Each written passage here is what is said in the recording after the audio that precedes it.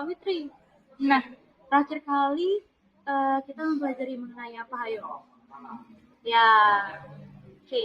Nah, terakhir kali kita mempelajari mengenai teori tumbukan serta teori laju reaksi kimia serta faktor-faktor yang mempengaruhinya. Nah, sekarang ini kita dapat ilustrasikan dalam bentuk simulasi PET atau simulasi singkat berikut ini. Oke, teman-teman bisa melihat bahwa partikel yang kita miliki anggaplah sebuah molekul atau konsentrasi suatu zat, di mana ketika molekul tersebut kita tambahkan, nih seperti ini, maka apakah akan terjadi apa yang akan terjadi pada molekul-molekul tersebut?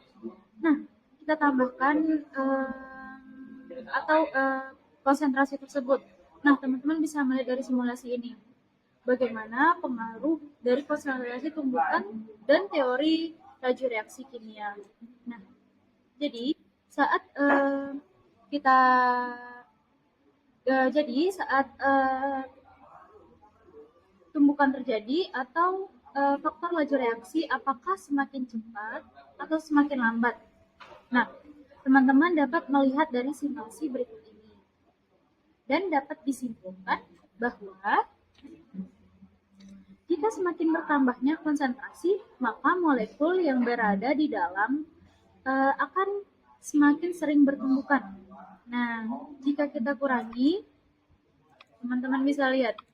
Nah, tumbukannya menjadi lebih jarang terjadi. Gitu. Selanjutnya itu, teman-teman tahu nggak faktor apa yang akan kita pelajari? Oke, selanjutnya itu faktor pengaruh suhu, yang mana teman-teman bisa melihat dari melakukan percobaan berikut ini sesuai dengan panduan yang sudah diberikan. Kemudian perhatikanlah suhu yang berubah dan bagaimana pengaruh terhadap laju reaksi serta tumbukan antara molekulnya. Oke, kita dapat simpulkan bahwa saat suhu rendah suatu senyawa, maka kurangnya interaksi atau saling tumbukan antara molekul ini dan mengakibatkan akan lambatnya laju reaksi. Nah, pun sebaliknya, semakin tinggi suatu suhu, dapat dilihat, oke, maka tumbukan yang akan terjadi akan semakin sering. Nah, yang mana saat tumbukan sering terjadi, faktor pengaruhnya kepada suhu atau kepada laju reaksi akan semakin cepat. Oke, selanjutnya yaitu faktor yang mana lagi nih? Ya, benar sekali teman-teman. Luas permukaan. Nah, yang mana faktor luas permukaan teman-teman bisa mengikuti panduan yang sudah disediakan di gambar berikut atau di pembelajaran sebelumnya. Nah, kemudian perhatikan panjang luas permukaan yang disediakan dan molekul yang saling bertumbukan. Bagaimana sih pengaruh dari luas permukaan terhadap laju reaksi? Nah, setelah melakukan simulasi tersebut, kita dapat membuktikan bahwa semakin besar suatu permukaan,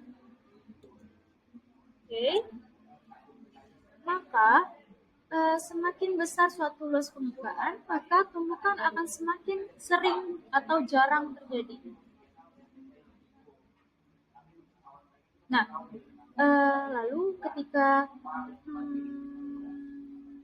tumbukan semakin berjalan, berarti semakin sulit untuk saling berinteraksi atau satu sama lain.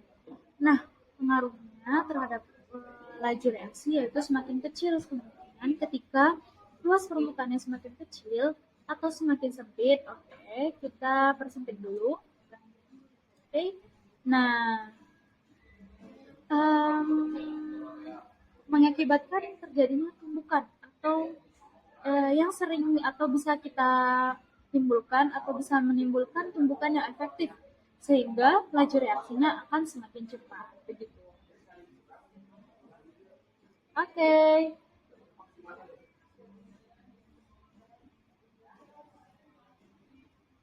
Sekian dari saya, Cantika Sawitri. Terima kasih, sampai jumpa lagi. Bye-bye.